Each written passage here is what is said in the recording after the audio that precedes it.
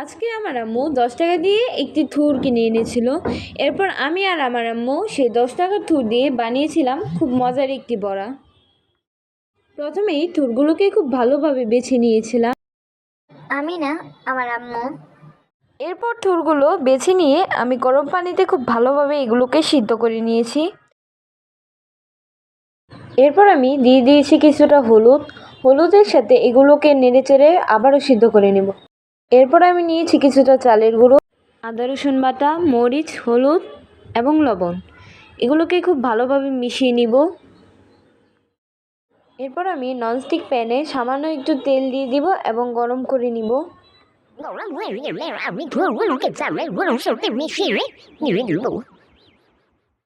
থুরগুলোকে খুব ভালোভাবে গরম তেলে ভেজে নিব।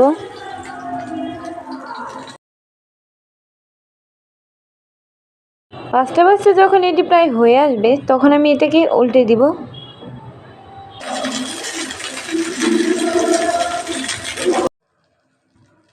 এরপর যখন দুপাশই হয়ে আসবে তখন মোটামুটি প্রায় হয়ে গেছে। আমি চেষ্টা করেছি একটু ভাজা ভাজা করতে, কেননা মুচমুচে জিনিস কেই বা না পছন্দ করে। এরপর কিছুক্ষণ ভাজার পর হয়ে এসেছিল। হওয়ার পর আমি চুলা থেকে নামিয়ে নিব। পরেরটি কেমন লাগলো অবশ্যই জানাবেন। ধন্যবাদ।